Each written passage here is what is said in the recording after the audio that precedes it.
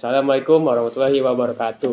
Kembali lagi bersama saya Nika. Nah, kali ini kita bakalan ngejelasin gimana caranya nanganin ular yang masuk ke rumah dan penanganan jika kita tergigit oleh ular.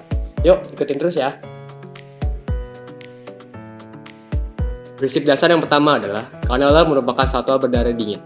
Maka dari itu, ular akan menyesuaikan kondisi tubuhnya terhadap suhu di lingkungan di sekitarnya, yang dirasa baik untuk membantu metabolisme di dalam tubuhnya. Jadi, apabila suhu di luar terlalu panas, mereka akan mencari tempat yang lembab dan teduh, baik hanya sekedar singgah ataupun bersarang. Sebaiknya juga begitu, apabila suhu di luar terlalu dingin, mereka akan mencari tempat yang lebih hangat untuk membantu mendapatkan panas tubuh dalam proses pencernaan makanan. Nah, musim kawin ular biasanya terjadi di puncak kemarau dan akan bertelur 2-3 bulan sebelum musim penghujan. Lalu, kemudian menetas. Itulah mengapa akan sangat mudah sekali ditemukan ular kecil di awal musim penghujan. Dan ada juga yang masuk ke dalam pemukiman warga, sampai menimbulkan konflik dengan manusia. Itulah sebabnya penyebab mengapa terkadang mereka ditemukan masuk ke dalam pemukiman warga di musim pancaroba, dan tak jarang pula yang memanfaatkan untuk bertelur, menetaskan telur-telurnya. Meskipun ada penyebab lain, yaitu ular masuk ke dalam rumah juga karena mengejar mangsa seperti tikus.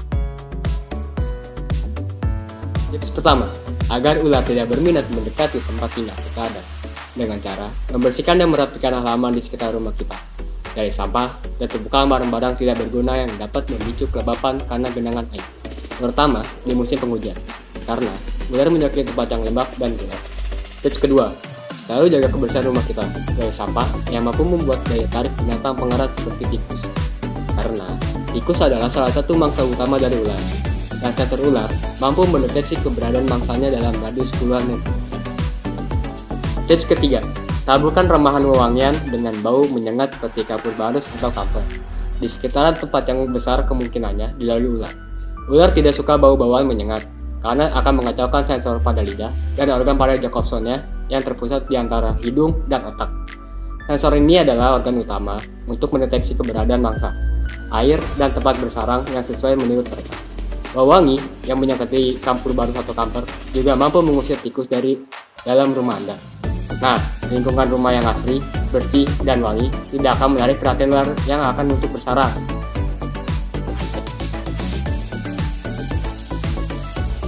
Nah, ini saya akan mensimulasikan bagaimana cara menangani ular yang masuk ke rumah. Kalian bisa menggunakan barang-barang seadanya yang ada di rumah, seperti tempat sampah. Misalkan yang ada tutupnya ya, nah ini ada. Kalian bisa pakai sapu dan kunci. Gimana caranya? Yuk, ikutin terus. Simulasikan cara menangkap ular. Nah, saya ini bukan menggunakan pokok, namun memiliki karakternya kata yang ketiga. Jadi anggap aja ini ada ular kobra Jawa ya. Jadi kalau kalian menangkap kobra Jawa ini kayak gini, kalian harus menggunakan kacamata, karena ular kobra dapat menimbulkan misalnya pas sama mata ya. Anggap aja ini ular kobra ya. Nah, jadi yang harus kita lakukan adalah kita jangan panik. Yang harus kita tekan adalah di bagian kepalanya. Tekan ular ini. Nah, kita langsung taruh sini nih. Setelah itu kalian bisa menutup ini, atau bisa juga dimasukkan dalam karung. Setelah itu kalian bisa untuk melakukan pemadam kebakaran ataupun komunitas reptil sekitaran kalian. Nah, pada dasarnya ular adalah hewan yang sangat takut manusia. Jadi dia bakal menghindar bila bertemu manusia. Kalau kita tidak ganggu, dia tidak akan nyerang ya. Kayak gini nih. Dia nggak akan nyerang, dia pasti hanya cuma lewat aja. Kalau dia cuma lewat, kita cuek pun dia juga bakalan cuek. Tapi kalau kita provokasi dia, oh dia akan nyerang. Lihat tuh. Jadi usahakan kalau kalian bertemu ular, jangan kalian provokasi ya. Karena ular ketika provokasi dia akan menyerang. Oke? Jangan tiru dengan ini di rumah ya. Oh. Nah, kalau kita diam pun dia sebenarnya hanya penglewat aja. Dia nggak bakal nyerang. Dia pasti akan menghindari kita. Tapi kalau kita provokasi dia bakalan ganas.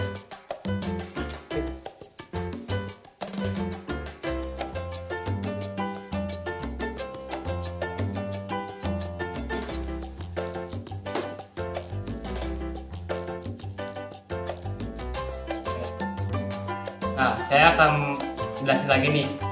Yang biasa orang bilang ular itu takut sama garam ya. Nah, dasarnya ular memiliki kulit atau sisik yang tidak seperti cacing ya. Kalau misalnya cacing mungkin dia akan kepanasan. Yuk, kita coba ya kasih garam ya. Jelek banget. Ya, kita lihat nih. Apakah ular ini bakalan bereaksi dengan kasih garam?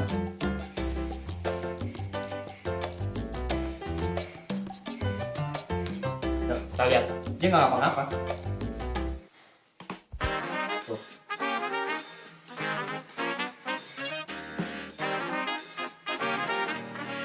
Lihat sendiri ya. Jadi garam itu tidak bisa membunuh ular karena ular memiliki sisik.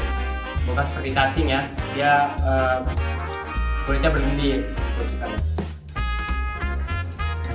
Nggak ada efek sama sekali. Jadi garam itu tidak efektif ya bila kita gunakan pada ular. Dan dia tidak ada rahasia apa-apa dari ular tersebut. Nah, selain dengan alat seperti tadi, kalian dapat menggunakan alat yang memang diperuntukkan untuk ular seperti hook seperti ini dan grab stick seperti ini. Kalian bisa mendapatkan di toko online ya, sangat banyak banget. Jadi ini lebih rekomendasi dan lebih mudah untuk mengatasi ular-ular tersebut. Nah, sekarang saya akan menjelaskan cara penanganan bila kita tergigit oleh ular. Sebelumnya, kita harus tahu ular apa yang menggigit kita. Nah, di sini saya ada contoh. Ini adalah ular sanca kembang atau ular retik ya, dari keluarga python. Nah, ular ini tidak memiliki taring dan tidak berbisa. Hanya saja memiliki gigi yang banyak dan tajam. Efek gigitan ular ini biasanya menyebabkan luka ringan bahkan berat. Nah, ini adalah contoh ular bertaring belakang. Biasanya ditemukan pada suku Colubridae. Jenis ular Colubridae yang sering ditemukan adalah ular cincin emas ataupun perak, yang memiliki bisa menengah yang efek gigitannya menyebabkan bengkak dan meriang. Ini ada ular bertaring depan dari suku Elapidae. Ular dari suku Elapidae yang sering ditemukan dan konflik dengan manusia adalah kobra Jawa, ulang, dan uling. Ular-ular tersebut adalah ular yang memiliki bisa neurotoksin dan hematoksin, yang efek gigitannya dapat melumpuhkan saraf, menyerang jantung, dan merusak sel, bahkan dapat mengakibatkan kematian. Nah, selanjutnya yang terakhir, ada ular bertaring depan dari suku Viper. Ular Viper yang sering berkonflik dan menggigit adalah ular gibuk dan ular hijau buntut merah, yang dimana ular tersebut memiliki bisa tinggi dan dapat menyebabkan kematian. Nah, untuk jenisnya sendiri, terdapat 4 jenis ular yang memiliki serum antibisa ular, yaitu ada ular kobra Jawa, ulang, weling, dan ular gibuk.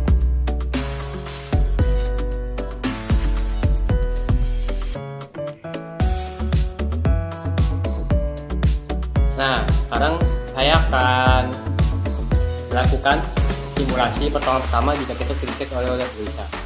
Nah, di sini kita harus menyiapkan papan. Ini papan. Kita untuk mengikatnya juga bisa menggunakan tali ataupun bahan seperti ini ya. Pakai kerasa juga bisa, kabel yang panjang. Nah, jadi gimana sih caranya? Yuk, nih kita praktekin. Nah, pada dasarnya bisa ular itu menjalar melalui kelenjar getah bening. Jadi bukan melalui darah.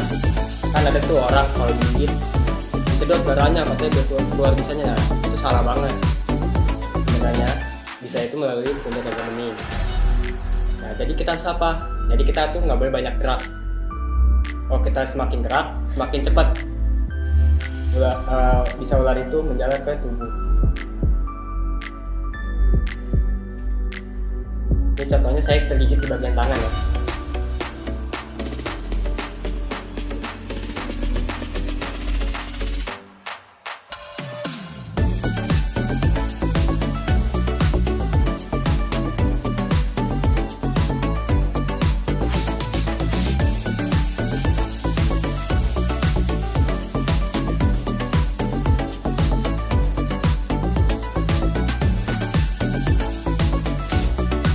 Nah, ini sangat efektif banget ya.